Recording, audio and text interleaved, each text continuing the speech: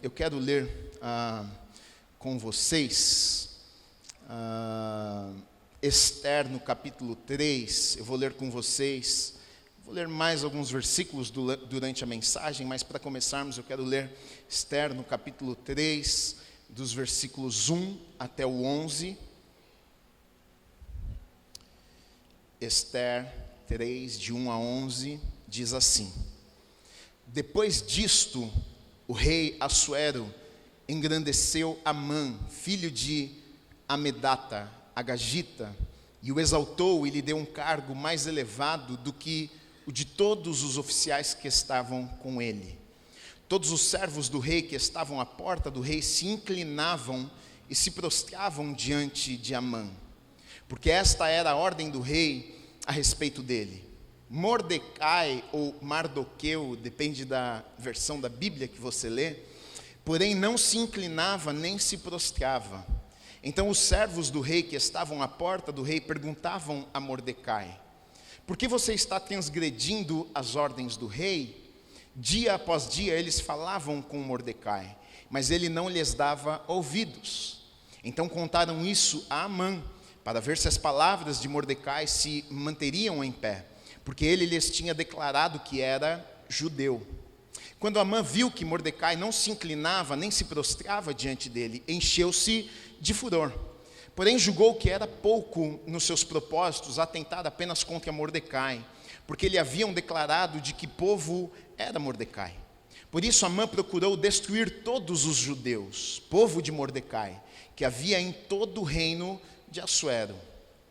No primeiro mês, que é o mês de Nissan, no 12º ano do reinado de Assuero, foi lançado o Pur, isto é, fizeram um sorteio na presença de Amã, para determinar o dia e o mês, e foi sorteado o 12º mês, que é o mês de Adar. Então Amã disse ao rei Assuero: existe um povo espalhado, disperso entre os povos, em todas as províncias do seu reino, cujas leis são diferentes das leis de todos os povos. Eles não cumprem as leis do rei, por isso não convém tolerá-los. Se for do agrado do rei, decrete-se que sejam mortos, e eu porei nas mãos dos que executarem a obra 340 toneladas de prata, para que entrem nos tesouros do rei. Então o rei tirou da mão o seu anel sinete e deu a Amã, filho de Amedata Agagita, inimigo dos judeus, e lhe disse: fique com essa prata e faça com esse povo o que bem quiser. Amém. Se você puder, feche os teus olhos, vamos orar, agradecer a Deus. Deus, obrigado, Pai, pela Tua palavra. Mais uma vez nós oramos, nós clamamos e pedimos ao Senhor: fala conosco mais uma vez. Nós não viemos neste lugar para apenas cantarmos músicas bonitas, nós não viemos a este lugar apenas para um encontro religioso, mas nós viemos neste lugar sedentos por ouvirmos a Tua voz, por termos um encontro verdadeiro, real com o Senhor.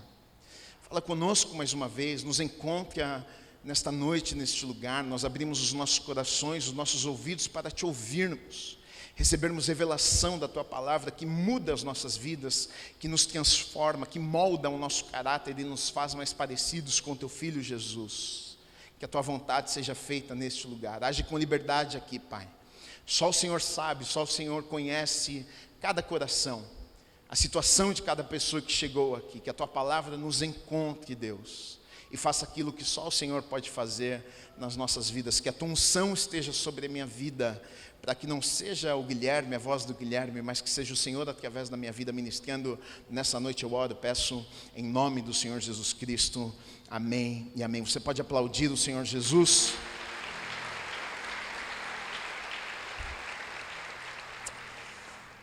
O livro de Esther é um livro maravilhoso, e esse capítulo que nós lemos aqui, eu vou começar do meio para o fim, para o começo, mas você no final você vai entender a mensagem que eu quero passar para vocês nessa noite. No capítulo 3 aqui acontece algo. E na verdade o que está acontecendo aqui no capítulo 3 de Esther não está acontecendo apenas no capítulo 3 de Esther. O que está acontecendo aqui no capítulo 13 está acontecendo desde que o diabo é diabo. Então desde a queda do diabo está acontecendo a mesma coisa. até os dias de hoje. O que está acontecendo no capítulo 13 aqui de Esther, está acontecendo nos dias de hoje também. O que estava acontecendo no capítulo 3? Na verdade, por trás dos acontecimentos ali, estava um plano do diabo, o diabo tentando de alguma forma destruir os planos de Deus. Deus escolheu um povo, Deus escolheu uma nação. O Messias viria a partir de um povo, e o diabo sabia disso, até porque desde o início já houve uma palavra, já havia profecias a respeito do Messias. Em Gênesis, no capítulo 3 já, lá no início, depois da queda do homem, Deus já deu uma palavra e já fez uma promessa, a primeira promessa messiânica, Gênesis capítulo 3, versículo 15, de que o Messias viria, e viria a partir de uma mulher, e pisaria na cabeça da serpente, a serpente morderia o seu calcanhar. Ele estava falando a respeito do Messias. E o Messias viria através dos judeus, da linhagem dos judeus, e você vai olhar para a história e vai ver o tempo inteiro o diabo tentando destruir, ou tentando impedir, ou tentando parar os planos de Deus. E mais uma vez aqui em Esther, no capítulo 3, o que está acontecendo é isso. Assuero, que era um rei bastante importante, ele dominava, ele controlava, ele era o rei sobre 127 províncias ou países. Então, um homem bastante importante, muito influente. Ele exalta um de seus homens, e ele coloca um de seus homens como o homem mais importante ali no seu reino, assim como Faraó fez com José, colocou ele como governador, como segundo ali no reino. Assim Assuero fez, ou Xerxes fez, que também é chamado por este nome, fez com Amã, e colocou Amã como o homem mais importante ali, depois dele, ali dentro daquele reino, e ele controlava também 127 províncias, e era um homem agora com muita autoridade e muito poder.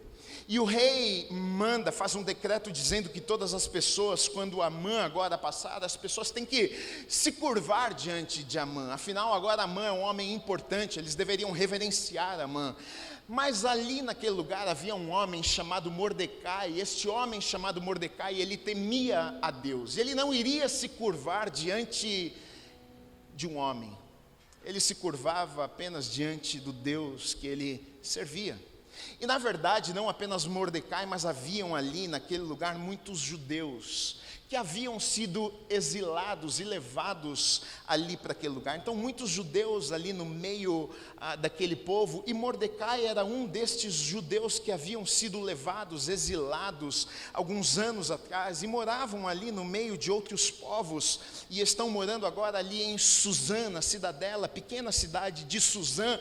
E Mordecai, ele não vai se prostrar diante de Amã, e Amã fica irado, ele começa a perceber que ele passa e as pessoas se prostram e reverenciam quem ele é, afinal agora ele é um homem importante, mas ele começa a perceber que todas as vezes que ele passa, tem um homem que não se prostra diante dele. Então ele vai procurar saber quem é este homem que não se prostra diante dele. Ele fica sabendo que este homem que não se prostra diante dele se chama Mordecai. E este tal de Mordecai, ele é um dos judeus, ele é um dos exilados que está ali, que serve ao Deus de Israel, ao único Deus, o Deus dos exércitos. E ele fica irado com isso, e ele pensa, puxa, mas não basta eu matar apenas Mordecai. Na verdade ele cria um plano para matar todos os judeus. Veja o plano do diabo por trás do que está acontecendo aqui. Mais uma vez, na verdade, o diabo tentando impedir. Mais uma vez, o diabo tentando destruir os planos, o povo de Deus, e impedir que as promessas de Deus se cumprissem. Então, Amã vai falar com o rei e diz, olha, não apenas um homem, mas existe todo um povo. Nas 127 províncias, não é só Mordecai, mas tem todo um povo que está espalhado por todas as províncias, eles estão infiltrados em nosso meio. O que acontece, rei, é que esse povo, eles não obedecem. Esse povo, eles têm uma religião diferente. Esse povo, eles não obedecem às nossas leis. Eles querem fazer tudo contrário daquilo que nós falamos. O Senhor faz um decreto e eles não obedecem os decretos que o Senhor estabelece. Na verdade, para a gente se livrar desse problema que nós estamos enfrentando, rei, a única saída é fazermos um decreto para matarmos todos os judeus que estão no nosso meio. O rei olha para a mãe e diz: tudo bem, acho que a ideia é boa. Então faça o que você achar que tem que ser feito. Ele tira o anel sinete, que era como se fosse o carimbo, dando o aval, dizendo: olha, carimba aí a carta, e a gente vai enviar cartas por todas as cidades, as províncias, autorizando os exércitos a matarem todos os judeus que estão espalhados pelas cidades. Olha o que está acontecendo. A minha pergunta para você é: será que Deus iria deixar isso acontecer? Será que Deus iria deixar os seus planos irem por água abaixo? A resposta é não. A pergunta para você é: será que Deus, no meio dessa confusão, havia perdido o controle das coisas? Será que Deus estava ausente, não estava vendo o que estava acontecendo? A resposta para você é não. Interessante que o livro de Esther é o único livro na Bíblia que não menciona Deus, não menciona o nome de Deus. Eu não sei se você sabia disso. Você lê do capítulo 1 ao capítulo 10 do livro de Esther e você não vai encontrar o nome Deus no livro. Não tem Deus em Esther, no livro de Esther. Você não encontra Deus. Cadê Deus no livro de Esther? Deus não está, o nome de Deus não é citado. Mesmo o nome de Deus não sendo citado, isso na verdade não significa que Deus não estava ali. E a beleza, na verdade, do livro de Esther é exatamente essa. Deus, o nome de Deus não está sendo citado, mas Deus está ali em todos os lugares. Deus está orquestrando toda a história, Deus está movendo as coisas, Deus está cuidando de todas as coisas. E na verdade, para mim aqui já traz a primeira e grande lição, porque muitas vezes é exatamente o que acontece nas nossas vidas. Às vezes nós não percebemos Deus na nossa história. Às vezes parece que Deus não está presente na nossa vida. Às vezes a gente não sente que Deus está conosco. Às vezes a gente não sente que Deus está na nossa história. Parece que Deus está ausente, mas o fato de sentirmos que Deus não está conosco não significa que Deus não esteja conosco. Assim como na história de Esther, o nome de Deus não era citado, mas eu penso que assim como um diretor de uma peça, é como Deus estava na verdade na história de Esther. Deus não aparecia nas cenas, Ele não estava aparecendo nas cenas, mas na verdade Ele controlava todas as coisas. É como um diretor que está por trás das cenas. Ele não está aparecendo, as pessoas não podem ver Ele no palco, mas na verdade foi Ele que escreveu todas as cenas. Na verdade Ele que está dirigindo todas as coisas. Na verdade Ele sabe quando cada um vai entrar e cada um vai sair. Ele sabe como cada coisa vai acontecer, porque afinal de contas foi Ele quem escreveu. O problema é que muitas vezes nós estamos na plateia e a gente fica pensando: cadê Deus? Deus não vai aparecer, Deus não está fazendo nada, mas na verdade Deus está ali atrás das cortinas, orquestrando todas as coisas, controlando todas as coisas. O livro de Esther, na verdade, é um tributo ao agir invisível de Deus. O título da mensagem desta noite é: Deus está trabalhando. Deus está trabalhando. Na verdade, o livro vai nos mostrar algumas coisas que acontecem, que na verdade a chance de estas coisas que acontecem seriam mínimas ou até mesmo impossíveis de acontecerem, mas acontecem. E a pergunta é: será que aconteceram por acaso? Será que aconteceu por sorte? Será que foi o destino, Gui? Era para acontecer. Mas eu digo para você: não. Foi Deus na história do livro de Esther, foi Deus na vida de Esther. Só para você entender um pouquinho, é claro que são 10 capítulos e a gente não vai falar de tudo que aconteceu, mas eu quero falar de alguns acontecimentos para firmar, na verdade, aquilo que eu quero falar para vocês nessa noite. Só um contexto para vocês entenderem o que está acontecendo. Então, o rei Assuero, ele reinava sobre 127 províncias, da Índia até a Etiópia. Seu trono ficava na cidadela de Suzã. No terceiro ano do seu reinado, ele deu um banquete para todos os principais ali do seu reino, os governadores, as pessoas mais importantes. E quando ele está dando um banquete incrível, das melhores comidas e bebidas, para você ter ideia, foram 180 dias de festa. Que festa? Você já viu uma festa durar tanto assim? Que festa, hein? 180 dias de festa, faz a conta aí. 6 meses de festa, gente. Esse gostava de uma festa. O texto diz que no 7º dia, depois de já festejar bastante, de tomar bastante vinho, o coração do rei, o coração, o que é o coração? A mente, a alma. O coração do rei já estava alegre. Depois de uma semana tomando vinho, estava feliz da vida, o rei. O rei manda chamar a rainha, Vasti, manda a rainha vir aqui. Mas o intuito de ele mandar o eunuco, o servo dele, buscar a rainha, porque ele queria exibir, na verdade, sua esposa, que com certeza era muito bonita, afinal ele havia escolhido a esposa que ele queria se casar, o homem mais importante naquele tempo. Então ele queria exibir sua esposa para os seus amigos, para os homens mais importantes daquela época. Ele manda chamar Vasti. As mulheres não ficavam assim à vontade na presença dos homens do rei, não, elas tinham que ser convidadas para entrar na presença do rei e dos homens, ela tinha que pedir permissão. Então ele manda chamar ela, mas Vasti, a mulher, não é moleza não. Ela fala: o que é esse cara folgado? Faz uma semana que ele está lá festejando com os amigos, agora eu não vou não. Isso aqui é minha interpretação da Bíblia. O texto só diz que mandaram chamar Vasti e ela não foi. Ela falou: não vou. Eu já penso que, conhecendo as mulheres, ela deve ter falado: vou coisa nenhuma, rapaz. Está de brincadeira comigo, está uma semana achando que a vida é bolinho, eu vou ficar aqui, manda ele curtir com os amigos dele agora. Ela não é mulherada. E ela não vai. O rei fica doido. Afinal, como é que alguém fala assim comigo? Como é que alguém desobedece uma ordem minha? Ele fica furioso. E aí os amigões dele que estavam do lado dele, para você ver que companhia é complicada, estão lá dele falando para ele: rei, agora complicou, porque se os homens aqui, se a turma fica sabendo do que aconteceu, a gente está perdido, porque a mulherada vai começar a desrespeitar a gente também.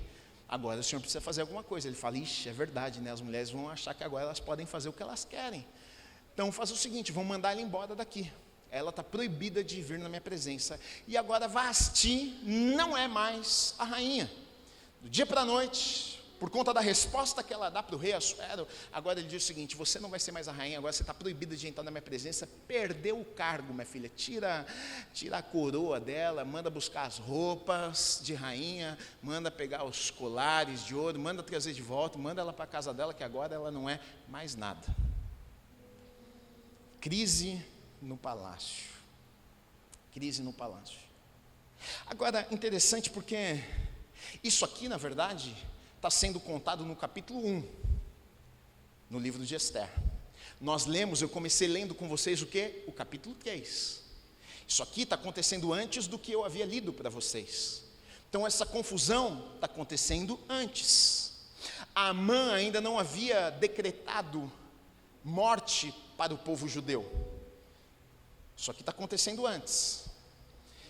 E quando isso está acontecendo, as pessoas não sabiam o que aconteceria no capítulo 3, logo ali à frente. Mas Deus sabia. Porque o Deus que nós servimos é o Deus do tempo. Ele, para Deus, ontem, hoje, amanhã, é a mesma coisa. Ele é onisciente, Ele conhece, Ele sabe todas as coisas. Ele é onipresente, Ele está em todos os lugares. Então, no capítulo 3, quando acontece isso, na verdade, no capítulo 1, ninguém sabia o que aconteceria no capítulo 3, mas Deus já sabia o que aconteceria no capítulo 3. Então, uma crise no palácio, e Vasti agora não é mais a rainha, e aí agora o rei está muito aborrecido, e ele está muito triste, afinal ele está sozinho, ele perdeu a mulher e os eunucos, aqueles que estavam à volta do rei, olham para ele e falam: rei, a gente está percebendo que você está para baixo, né? Você está triste, você precisa de uma mulher, rapaz. E aí, o rei fala, boa ideia, gostei. Então faz o seguinte, manda vir das 127 províncias mulheres virgens, mandem vir para cá e mandem se instalar na casa de Hegai.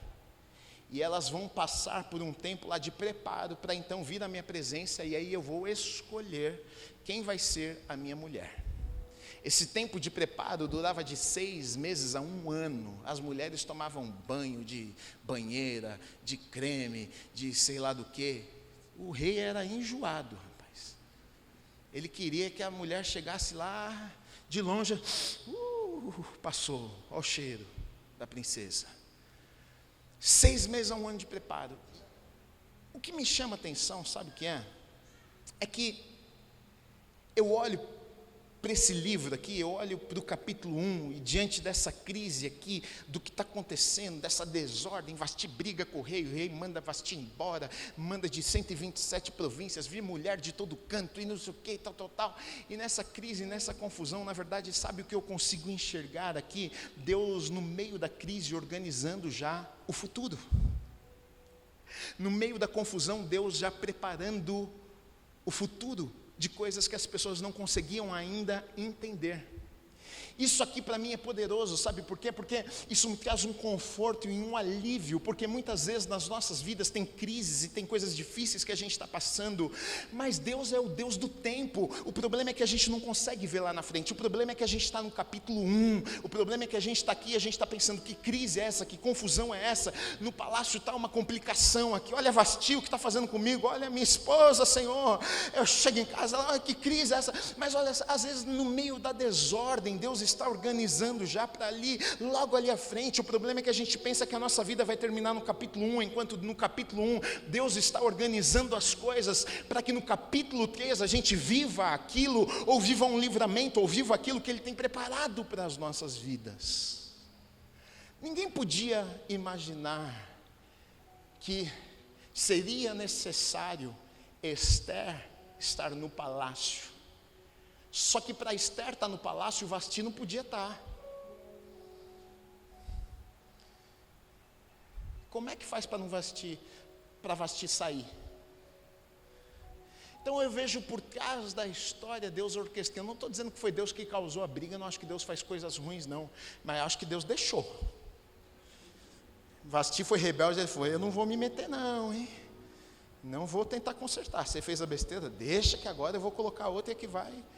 Sabe por que eu digo isso? Porque até se Vasti não tivesse brigado, Deus usava Vasti, porque Ele usa quem Ele quer. Mas já que Vasti saiu, Ele colocou Esther e falou, vou usar essa garota. Então até quando as coisas estão dando errado, a gente precisa entender que talvez não esteja dando errado. Talvez Deus está preparando algo agora no presente para o nosso futuro.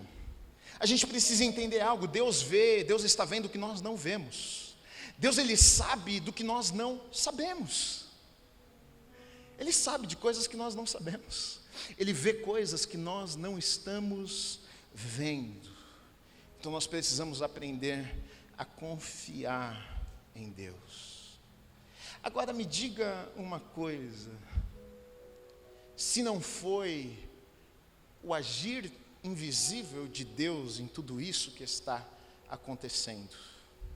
Olha o que diz em Esther 2, de 2 a 4. Então os servos do rei que o serviam lhe disseram, que procurem moças, virgens, tal. Isso eu já falei. Aí vou ler dos versículos 15 a 17, que diz assim, quando chegou a vez de Esther, filha de Abiail, tio de Mordecai, que a tinha adotado como filha, ela não pediu nada além do que Hegai, eunuco do rei, guarda das mulheres, lhe havia aconselhado. E Esther alcançou o favor de todos os que a contemplavam. Assim Esther foi levada ao rei Assuero, ao palácio real, no 10º mês, que é o mês de Tebete, no 7º ano do seu reinado. O rei amou Esther mais do que todas as mulheres, e ela alcançou diante dele favor e aprovação mais do que todas as virgens. E o rei pôs a coroa real na cabeça dela e a fez a rainha em lugar de Vasti. A minha pergunta para você é o seguinte, eu não sei se você está entendendo, mas Esther, ela é uma estrangeira. ela está em terra estranha, ela é uma menina órfã, ela não tem pai, não tem mãe, ela foi criada por seu primo Mordecai. Talvez os pais foram mortos ali no tempo do exílio. Ela, uma vida não tão fácil, com certeza, com cicatrizes, dores, e de 127 províncias, com certeza, milhares e milhares de meninas, moças, foram inscritas. Quem não queria, que pai que não queria que a filha fosse casada naquele tempo com o rei? Vamos estar na família real, né? Milhares de mulheres foram inscritas. Que sorte, né? Que coincidência. Mas o rei bateu o olho em Esther. Hadassah, Esther. Não apenas o rei, mas todas as pessoas que cruzavam o caminho de Esther, tanto Hegai, que era o cara que era responsável por cuidar das mulheres do rei, onde elas iriam passar, ela alcançou o favor aos olhos de Hegai. Quando foi levada à presença do rei, o texto não nos diz que ela era uma moça bonita, formosa, assim, mas o texto não nos diz que o rei olhou para ela e falou: nossa, que moça maravilhosa, você é linda, quero me casar com você. Não, o texto nos diz que ela encontrou favor. Ele olhou para ela e alguma coisa nela encantou tanto ele, ao ponto de dizer que ele amou ela mais do que ele amou todas as outras mulheres. Aqui eu vejo o agir invisível de Deus. Qual seria a probabilidade dessa menina estar ali e ser escolhida para ser agora a rainha? Mínima, pequena, talvez quase impossível. Mas Deus tinha um plano. Deus tinha um plano na vida de Esther. E quando Deus tem um plano, mesmo que a probabilidade seja pequena, ou muito baixa, ou até mesmo impossível, Deus faz aquilo que nós não podemos fazer, para que seu plano se cumpra em nossas vidas, para que o seu plano se realize aqui na terra. Então, querido, isso precisa estar nos nossos corações, porque muitas vezes a gente só olha com os nossos olhos naturais, e a gente olha só para estatísticas, a gente olha só para números, a gente pensa só na probabilidade, a chance de dar certo, Gui, a chance de eu dar certo, a chance para eu conseguir aquela vaga, a chance para eu me casar, a chance para eu conseguir meu negócio, a chance para Deus ungir a gente fica pensando nas chances, nas probabilidades, mas deixa eu te dizer uma coisa, não é sobre probabilidade. Você precisa saber que se for plano de Deus para a sua vida, não importa a estatística, não importa a probabilidade, até porque a gente serve a um Deus, e você vai ver isso na Bíblia, você vai ver que Deus ama trabalhar com os improváveis. A Bíblia é cheia de pessoas improváveis, pessoas que as pessoas olhavam, os próprios discípulos, pessoas que as pessoas olhavam e pensavam: esse aqui não vale nada, esse aqui não vai ser ninguém, esse aqui a chance de dar certo na vida é 1%, é 2%, e Jesus chama, e Jesus escolhe, e Jesus estabelece e diz: eu vou usar vocês vão ser meus discípulos, apóstolos, que vão ser usados para estabelecer a igreja de Cristo na terra. Se Jesus fez isso com Pedro, se Jesus fez isso com João, por que é que ele não faria comigo? Por que é que ele não faria com você? Então a gente precisa deixar de lado as probabilidades, e a gente precisa colocar os nossos olhos no Senhor. Os planos que Ele tem para as nossas vidas, mesmo que pareçam impossíveis, vão acontecer, porque Ele é Deus.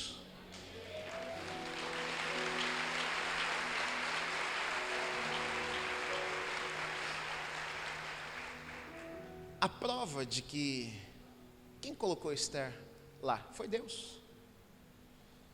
Esther está lá e ela fica, agora ela é rainha, ela fica sabendo do plano de Amã, e ela fica sabendo do plano de Amã através de Mordecai. Mordecai manda algumas pessoas irem lá e levarem a notícia para Esther, e dizer: olha, Amã fez um plano, e o plano dele é matar todos os judeus.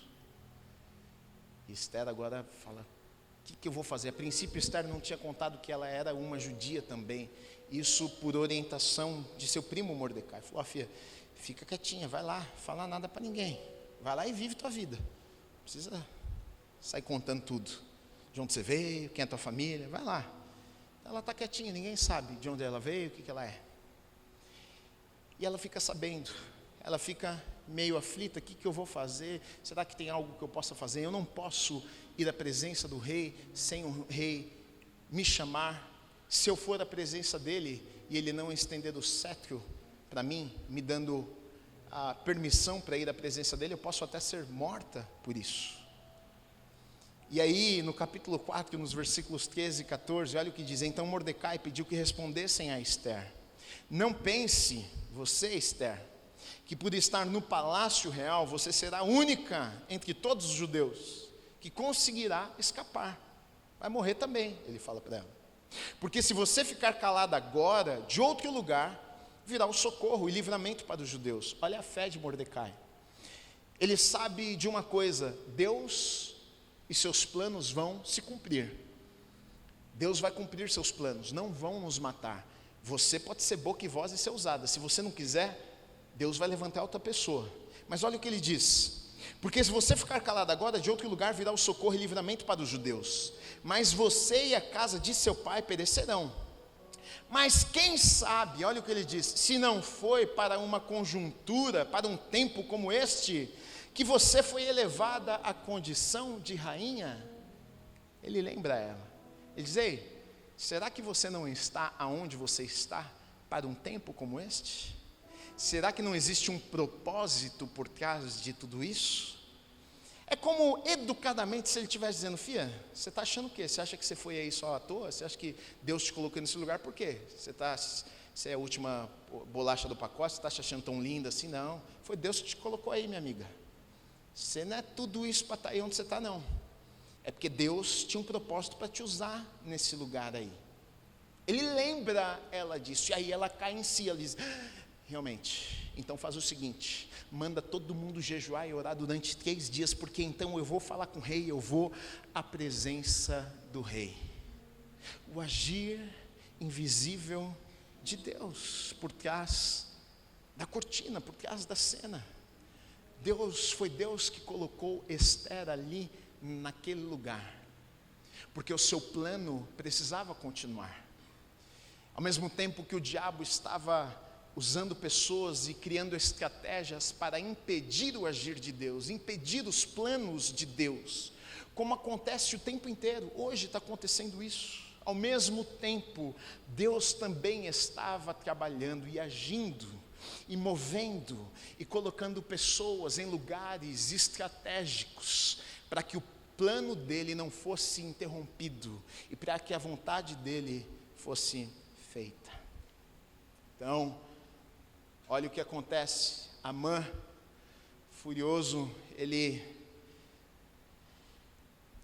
um dia então Ester, ela fala para o rei: olha, rei, na verdade aí ela vai à presença do rei, ela chega à presença do rei, o rei estende o cetro para ela, ela pede permissão e o rei permite que ela chegue à presença dele, e aí ela fala: eu tenho um pedido para o rei concede, diz: pode ir, eu quero ouvir, eu quero atender o teu pedido, pode me falar o que você quer. E aí então ela faz um pedido ao rei, ela diz: olha, eu gostaria de dar um jantar, eu quero dar um banquete para o rei, mas não é só para o rei, eu quero dar um jantar e um banquete para o rei e para Amã. Amã era aquele que queria matar o povo judeu. Deus, para aquela moça ali, deu uma estratégia de como fazer as coisas. E ele marca um jantar, e o rei fala: está feito, está certo. Ele marca um banquete e um jantar. O rei chama Amã, e Amã fica todo feliz, ele fica todo honrado. O rei me chamou para o jantar, só eu, o rei e a rainha, maravilha. Ele chega lá no jantar, eles comem, bebem juntos, e uma alegria. E aí o rei fala para Ester, diz: me fala o que você quer que eu vou conceder o teu pedido. E aí Ester mais uma vez fala para o rei: olha, na verdade eu gostaria de convocar um novo jantar. Será que nós poderíamos mais uma vez, eu gostaria de um novo banquete. E Amã sai contente desse jantar, honrado. Ele sai feliz. Rapaz, a rainha gostou de mim mesmo.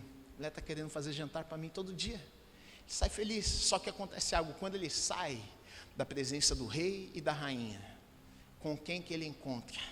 Ele passa por quem? Por Mordecai. E Mordecai não se prostra diante dele. ele fica enfurecido. Ele entra em casa e ele com raiva, e a mulher dele pergunta: por que você está assim? Ele fala: eu acabei de sair da casa do rei, e o rei me honra, e o rei quer fazer jantar para mim junto com sua esposa, e eu passo por esse homem, e ele não se prostra diante de quem ele pensa que é. E a mulher do rei fala: mata esse homem, faz uma forca para ele. Ele fala: é isso que eu vou fazer mesmo. E então Amã manda fazer uma forca para matar Mordecai. Uma forca é colocada, e no dia seguinte Mordecai seria morto. E aí aqui é um dos textos que talvez eu mais ame da Bíblia, um dos versículos que eu mais gosto da Bíblia, porque a forca já está lá de pé. Amã está decidido a matar Mordecai. Mordecai não está sabendo o que iria acontecer no dia seguinte, mas Deus estava, porque Deus sabe e conhece todas as coisas. A minha pergunta para você é: Deus iria permitir? Deus iria permitir? Ótimo. Assuero era um homem de Deus? Não. E Deus tem problema com isso? Deus deixa de fazer pelo simples fato de não ser um homem ou uma mulher de Deus? Não. Olha o que o texto diz, capítulo 5, versículo 14. O rei naquela noite foi dormir. Olha o que diz, 5,14. Então Xerxes, a mulher de Amã, isso eu já falei, expliquei para vocês. Mas aí, Esther 6, de 1 a 10, diz o seguinte: naquela noite, o rei não pôde dormir. Qual noite? Na noite que a forca de Mordecai foi feita. Que coincidência, né?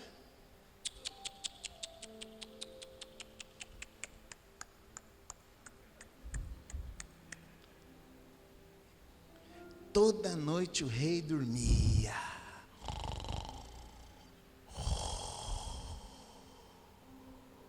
Mas naquela noite o rei não conseguiu dormir.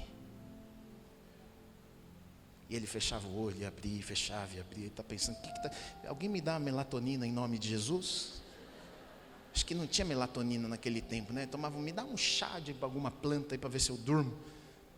Mas o homem não dormia de jeito nenhum.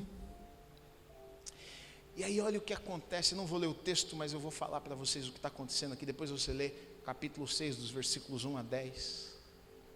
Ele não está conseguindo dormir, ele não consegue, ele vira para um lado, ele vira para um outro. Ele chama o eunuco, o seu servo, e diz o seguinte: eu não estou conseguindo dormir, faz o seguinte, traz para mim uns livros, as crônicas dos reis, para eu ler, para passar tempo, para ver se me dá um sono. As crônicas, os livros, eram escritos dos acontecimentos, do que aconteciam. E aí ele pega as crônicas para ler. E ele se depara com um acontecimento que ele não sabia que havia acontecido. O que havia acontecido? Algum tempinho atrás, Mordecai havia ouvido uma conversa de dois homens. Ele estava lá, ali no portão do palácio, e ouviu dois homens cochichando e falando, e ele estava ali, ele ouviu a conversa. E a conversa dos dois homens era: vamos matar o rei. Eles estavam planejando de matar o rei. E Mordecai ouve a conversa, leva a conversa para Esther. Esther conta para o rei, e pegam os homens. E a vida do rei foi poupada.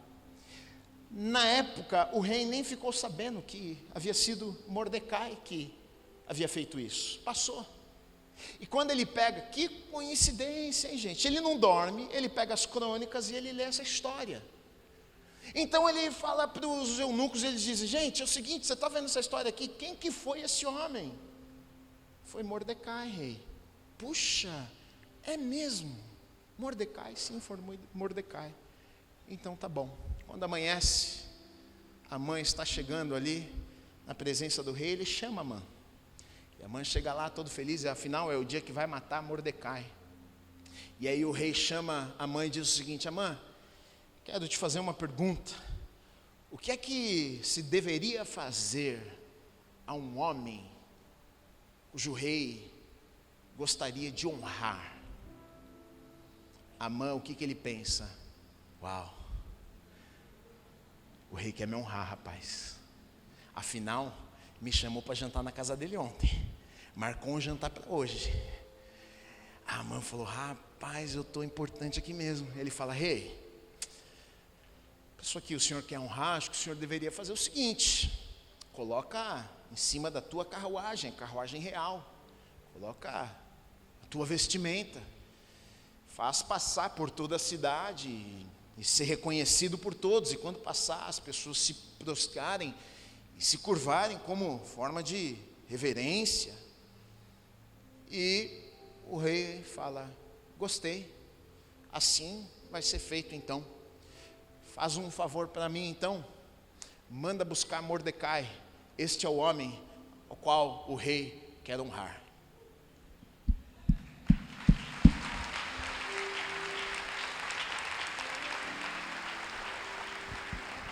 Ai, meu Deus. Deus é soberano. O agir invisível de Deus. Ninguém estava vendo, ninguém estava sabendo, mas Deus estava sabendo do que ia acontecer. Por que a gente anda tão preocupado, tão aflito, tão desesperado? Só porque a gente não está vendo Deus fazendo. Porque eu não estou vendo não significa que Deus não está fazendo. Tem horas que Deus age de forma invisível.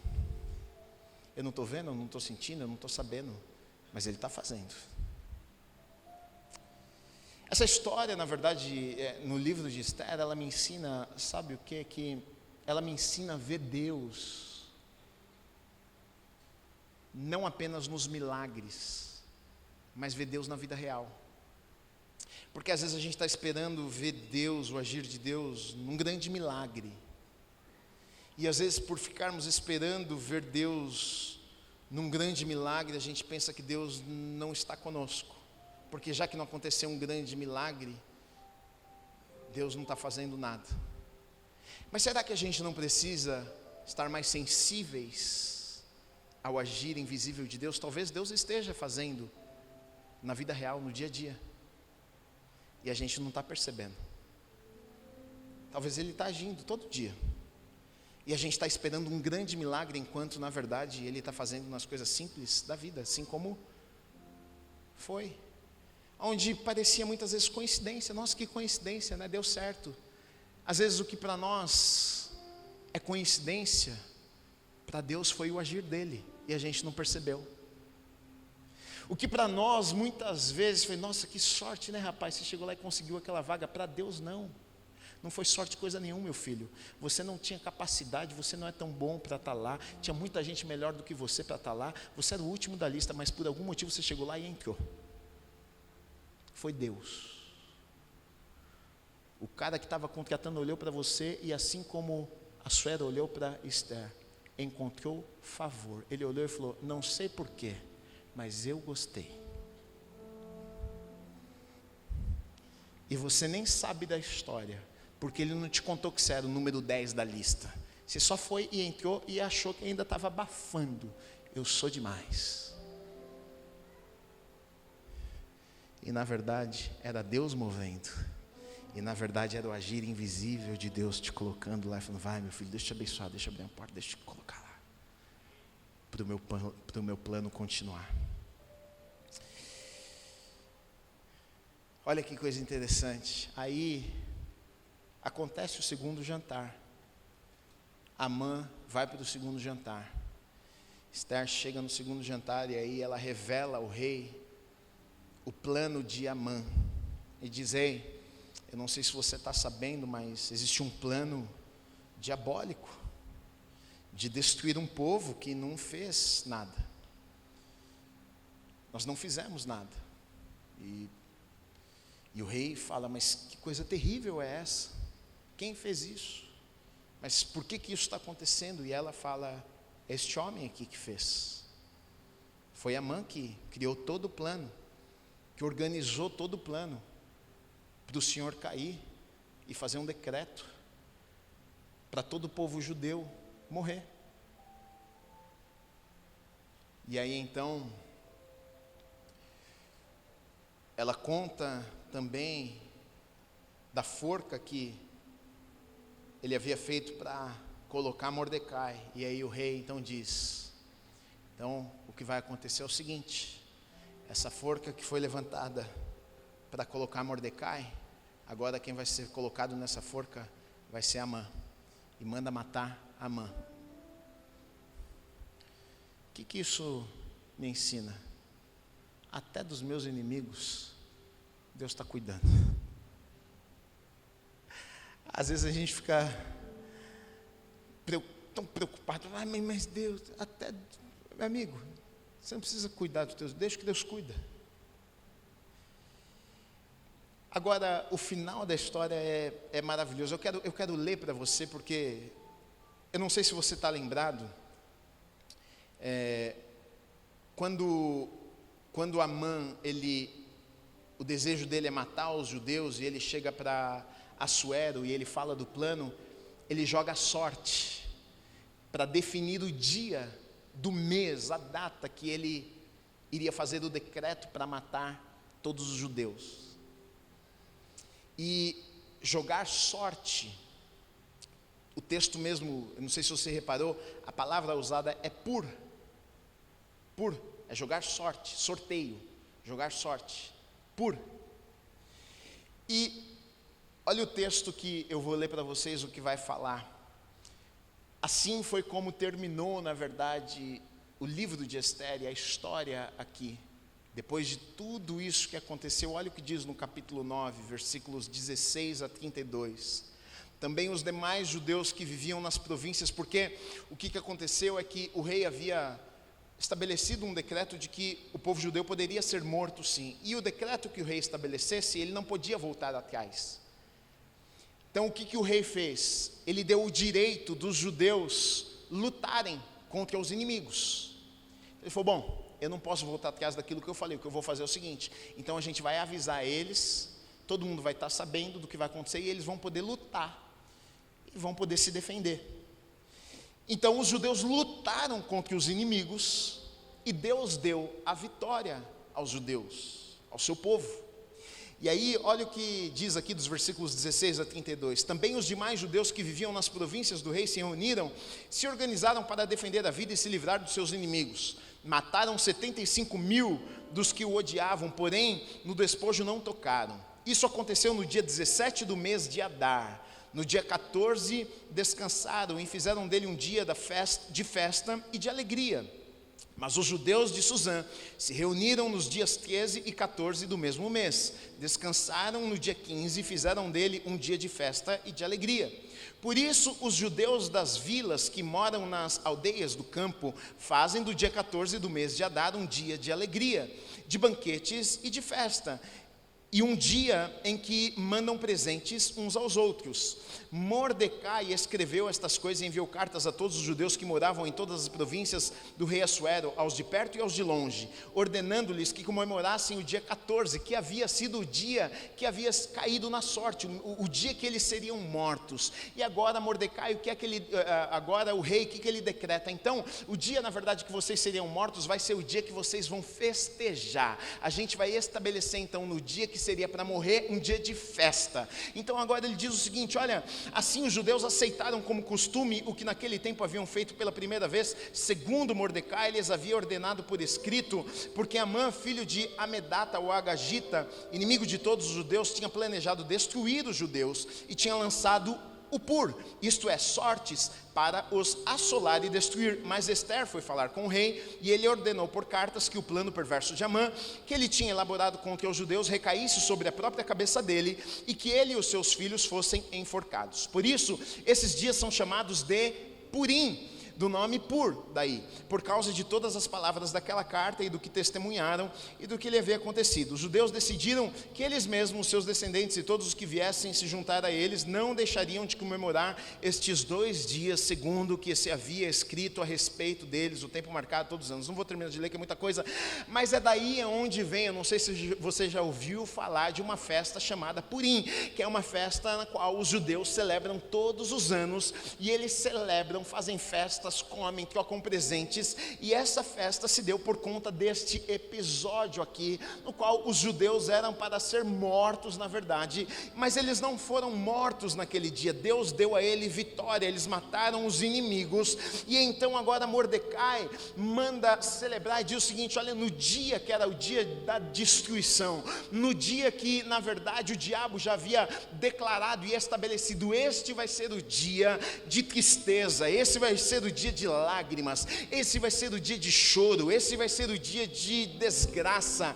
Aí vem então Deus, traz livramento e cumpre seu plano, e então aí eles criam essa data e diz o seguinte: a Purim agora vai ser celebrada esta festa todos os anos, para que vocês possam se lembrar que no dia da desgraça, na verdade, Deus trouxe riso, que no dia que na verdade vocês iriam sofrer e serem mortos, Deus trouxe vida e trouxe vitória. Então, querido, como é que nós podemos andar desesperados diante de um Deus como este, diante do Deus que nós servimos? É este Deus que nós servimos, é um Deus que, independente do decreto que o inferno manda a nosso respeito, o diabo pode tentar te matar, mas se a palavra de Deus for de vida, se o diabo disser, eu vou destruir a sua vida, mas Deus disser, não vai viver, se o diabo disser, olha, você vai ter um dia triste, mas se Deus disser, o seu dia vai ser maravilhoso, o que é que pode contra uma palavra de Deus? Os planos de Deus se cumprem. Olha, então o povo, a história termina com o povo fazendo festa. Nós vamos terminar fazendo festa.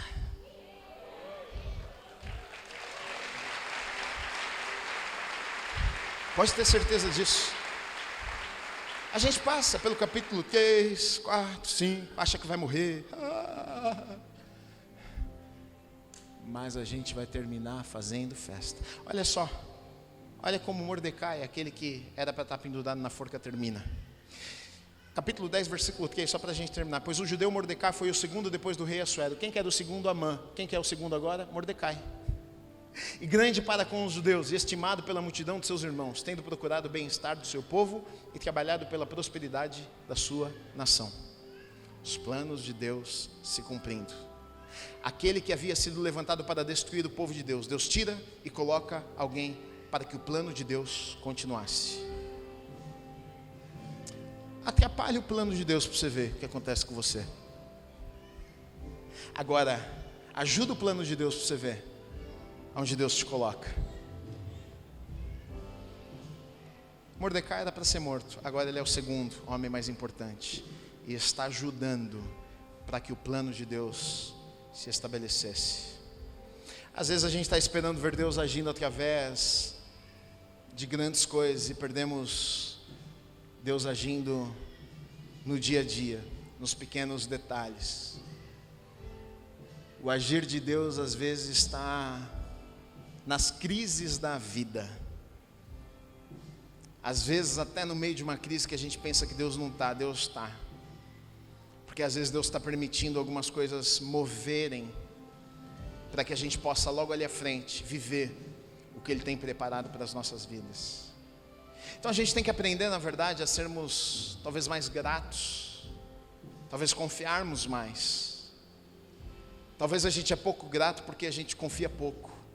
Qualquer coisa que acontece na nossa vida, a gente já começa a reclamar porque a gente não está confiando que Deus está no controle de todas as coisas. Grande lição que eu vejo aqui é, mesmo que eu não esteja vendo, para terminarmos, eu não posso duvidar. Eu preciso ter certeza que Deus está trabalhando.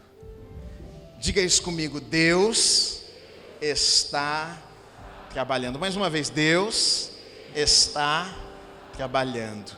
Deus está cuidando de mim e Deus está cuidando de você. Deus está trabalhando para que seus planos se realizem nas nossas vidas. Deus está trabalhando enquanto nós não estamos vendo. Você acredita nisso? Então aplauda, celebre o nome do Senhor.